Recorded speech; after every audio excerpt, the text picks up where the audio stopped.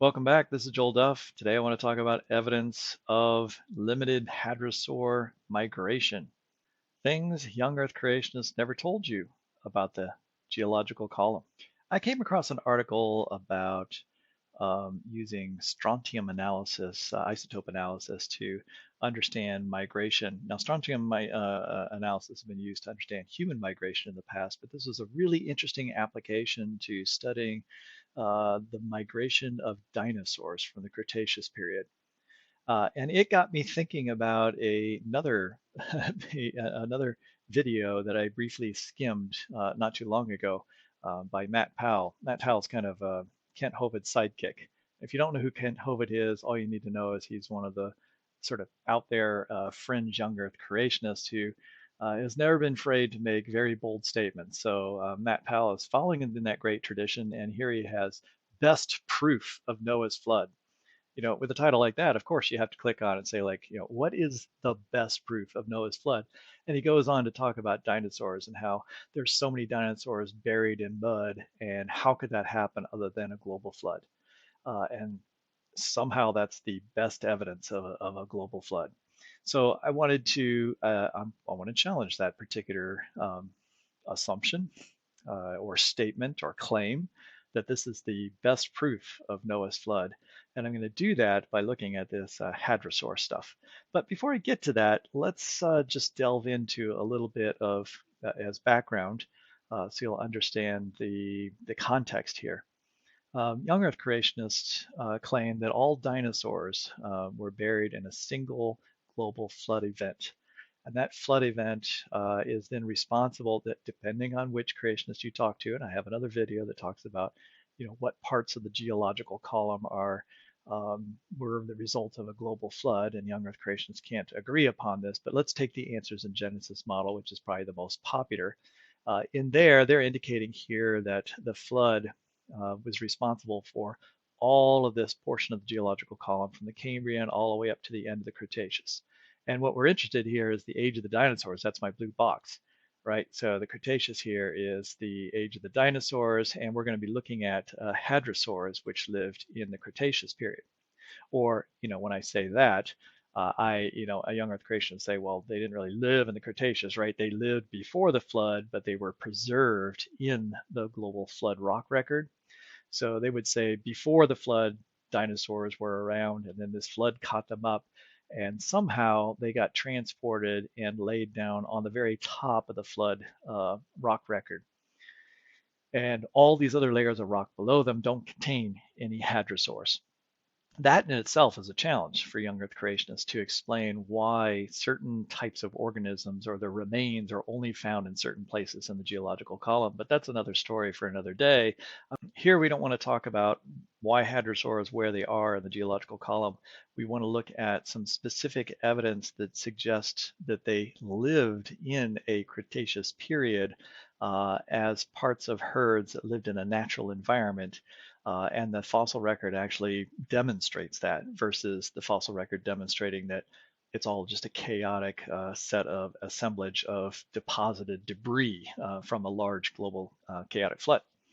First of all, thinking about again the geological column and where these fossils are found, I'm going to take you to Wyoming. Now, this paper I'm going to tell you about is situated in Alberta, but it's all part of the same geological system where we find a lot of dinosaurs in Cretaceous and Jurassic rock. Here I'm actually showing you some Jurassic rock. This rock right down here has hundreds of dinosaur footprints on it, and that's the reason we visited there. This is in central Wyoming. There's my two kids. They're on the side of the hill there. They're actually collecting other fossils, actually marine fossils, shallow marine fossils, above these dinosaur footsteps. That's a whole other story in itself. But um, I want to emphasize here that you have all these discrete layers or sediments that contain evidence of communities of organisms. And where we're standing on thousands of feet of rock. So all of this rock is below our feet here. Thousands of feet of layers of other rocks that have other communities of organisms preserved in them. And on top of all that, we had these dinosaurs walking, in this case, the Jurassic, we had these dinosaurs walking around somehow, laying down their footprints. That's an interesting challenge also for young Earth creationists who are saying that while these dinosaurs were walking around, this was in the middle of a global chaotic event, this catastrophe that's occurring. How could you get these dinosaurs walking around? Well, let's get to the issue here. Let's speak specifically about hadrosaurs. And so the letter I noticed was in biology letters of the Royal Society. It's a short note just saying, hey, we're applying this technology of strontium isotope analysis to a new problem or a new question.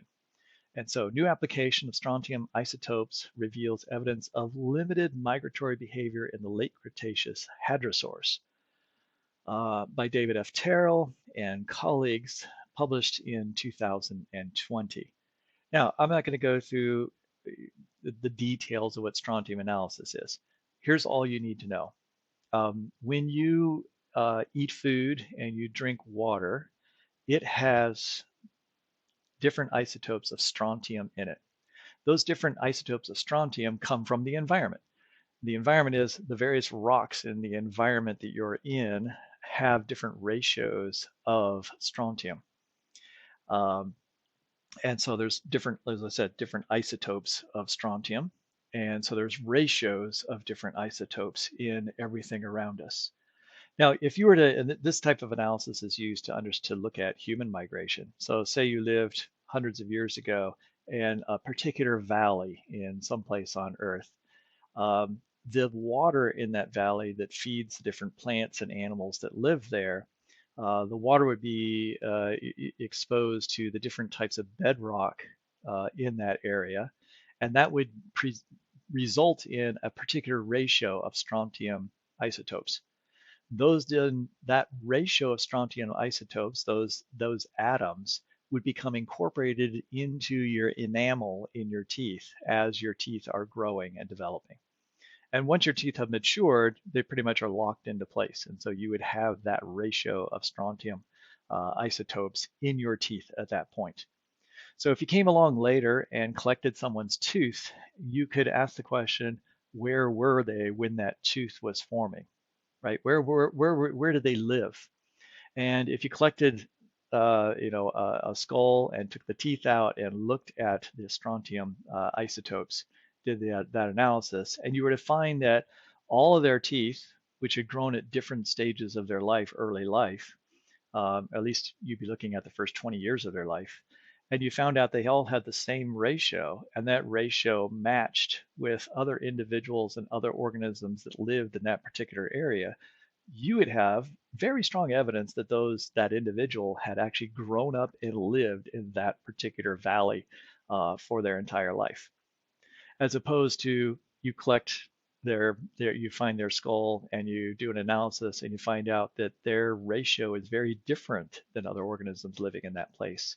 But that ratio is similar to two valleys over, right, in a different river system that is running through somewhat different rock, which has a different strontium isotope ratio in the basic elements found there. And so you can look at where animals, where human beings have lived or where they may have migrated from during their life. In fact, different teeth might have different ratios, suggesting that early in their life they actually moved from one location to another. So now, flash back to the Cretaceous. You have hadrosaurs, right? Hadrosaurs are growing up and they're producing teeth very rapidly in their early life. In fact, they grow teeth and then they replace teeth. So if you have a whole jaw full of a bunch of teeth, and you look at multiple teeth, those teeth will have been produced at different parts, different times in their life. And if they all have the same ratio of strontium isotopes, you can conclude that that particular hadrosaur was living in a very localized region. Because strontium isotope ratios vary quite a bit in over not very far distances. So looking at today's ratios, one valley, like I was saying before, one valley system will have, and one river system will have a different strontium ratio than maybe another one 50 miles away. All right, so that's the basic concept that they're saying, look, okay, so let's go in, let's look at hadrosaurs, and let's analyze these hadrosaur teeth and ask the question, did hadrosaurs undergo massive migrations during their lifespan? All right, were they born in one place and maybe because of weather changes, and we're going to look at hadrosaurs that live fairly far north in what is Canada today, Alberta. Um, some people suggested maybe hadrosaurs roamed widely over North America. Had they done that, we should see that they've moved to different locations, in which case they're eating different food and they're drinking water from different water sources as their teeth are developing. And we should see changes in their strontium um, isotope ratios in different teeth, or maybe even in the same teeth in different layers. You should see noticeable differences in the ratios. But if they lived in a fairly localized region and lived there their entire lives, their teeth should all match and they should have similar strontium ratios. All right, let's get to a little more detail there and like how am I going to relate this to the whole young Earth creationist thing and suggesting that young Earth creationists don't tell their audience about these types of data because this is the kind of thing that actually is a test of their particular model. So in this paper, they have this sketch of this area of Alberta, which includes the Dinosaur Provincial Park. That's where these samples are from, where there's a lot of dinosaur bones, including a lot of hadrosaurs. But they actually looked at another location that has hadrosaurs, this location here, which is actually the primary one for the sample. The main sample they looked at is here. And then there's another location down here. And you notice the scale bar over here, 100 kilometers. So we're looking at more than 100 kilometers apart for several of these different, what look to be different populations of hadrosaurs living in different locations. Now, remember, young Earth creationists, are these different populations? Are they living in these locations and, enjoying their lives there? No, not really, right? All of this rock that we're looking at, that these fossils are found in, is underlain by thousands of feet of other sediments that were quickly laid down over a period of days, weeks, at most months. And then all of a sudden, after months of laying down massive amounts of sediment, these layers of sediment were laid down with the hadrosaurs in them. Now, how did the hadrosaurs come to be there? Young Earth creationists. So Matt Powell talks about how, the dinosaurs were maybe floating around on mats of vegetation that were ripped up at the origin in the beginning of the flood, and so they're just kind of like hanging out on these mats, just hanging on for dear life. And then maybe at some stage of the flood, after a bunch of sediments were laid down, maybe some areas became exposed, and the dinosaurs like jumped off the mats onto the land again and started running around, and so they would run away from the flood. In fact, he even talks about how like when you find dinosaur footsteps, they're like pointing in a particular direction, like they're running away from this chaotic flood. Actually, that's not actually true that they're always in the same direction. Dinosaur footprints are in all different types of directions over North America. Um, but he has to have an explanation for dinosaur footprints. I just showed you a picture with my kids, and I have pictures of kids standing inside of, with their feet inside of dinosaur footprints at that particular location. So for the younger creationist, all of these fossils essentially are the result of a very fast event in which dinosaurs are sort of running all over the place and they're getting buried along the way.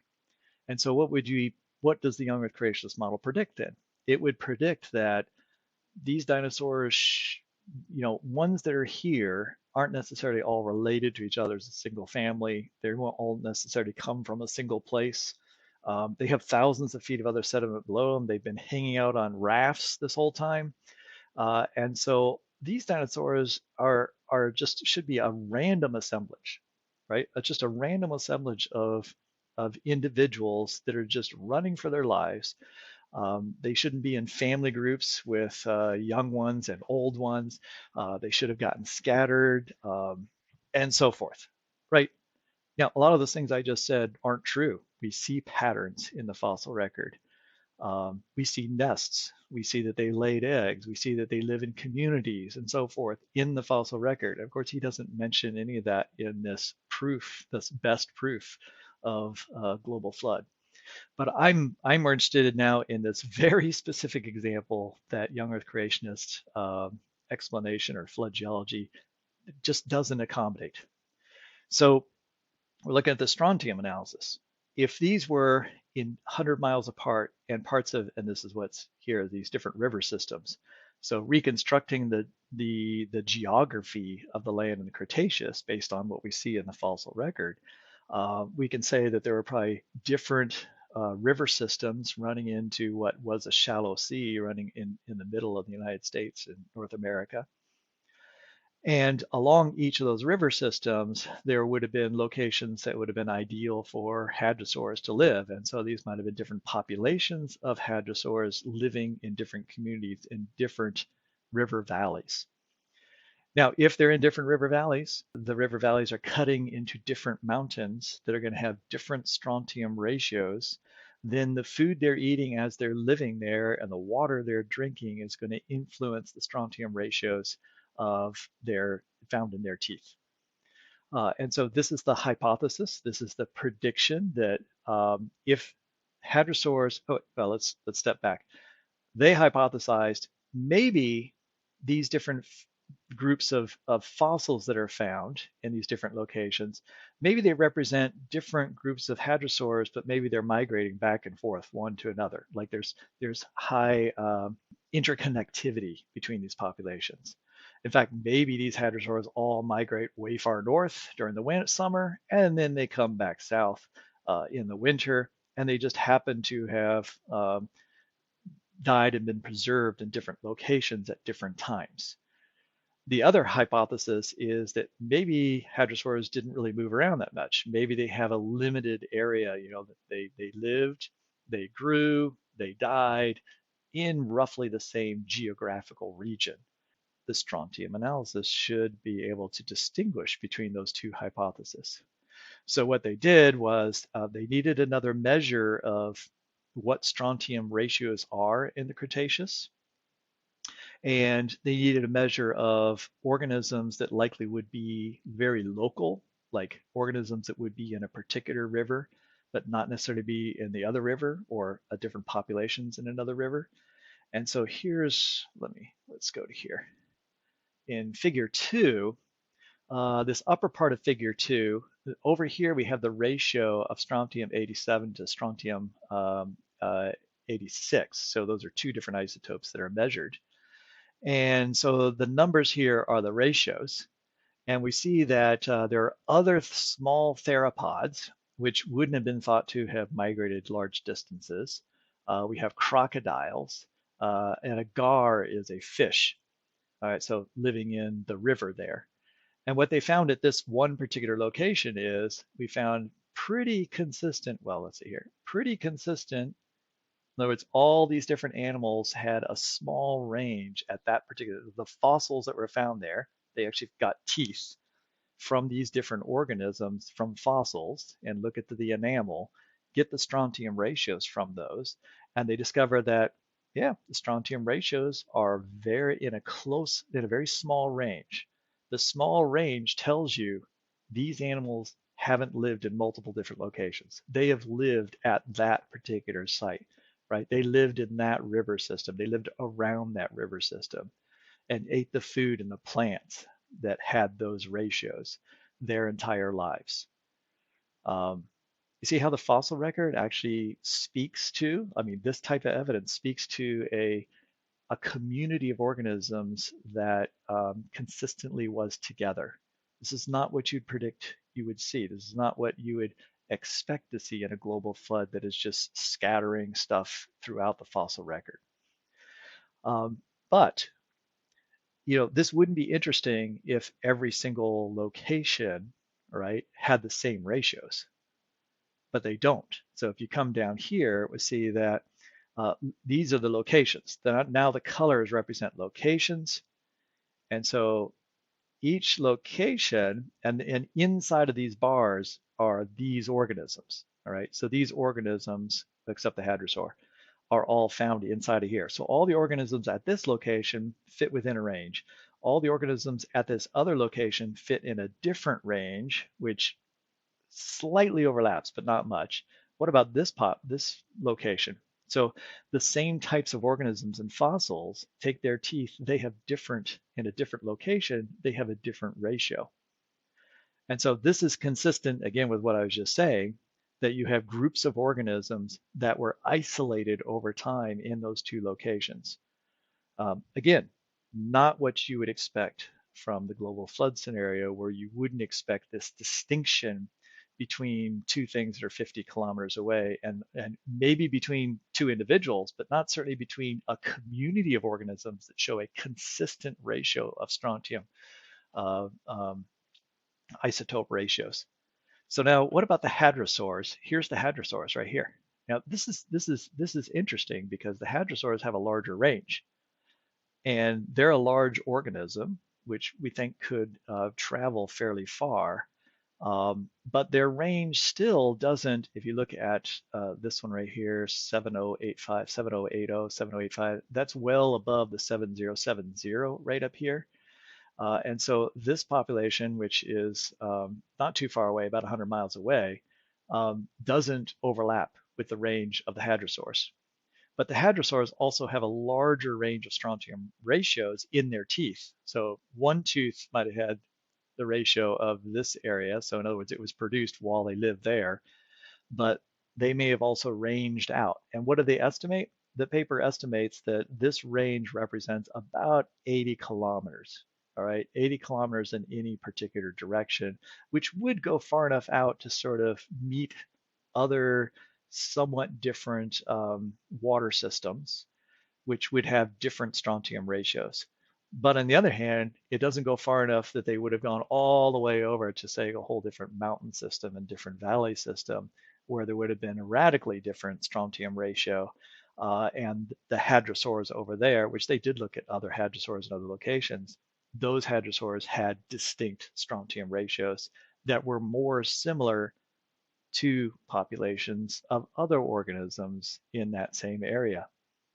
All right, that's a fairly simple story. This is just some fairly preliminary evidence, but it's something that they're suggesting could be used and applied at a much larger scale for us to actually understand it's really a way of understanding the ecology, the behavior of organisms, and understand their migration patterns 100 million years ago.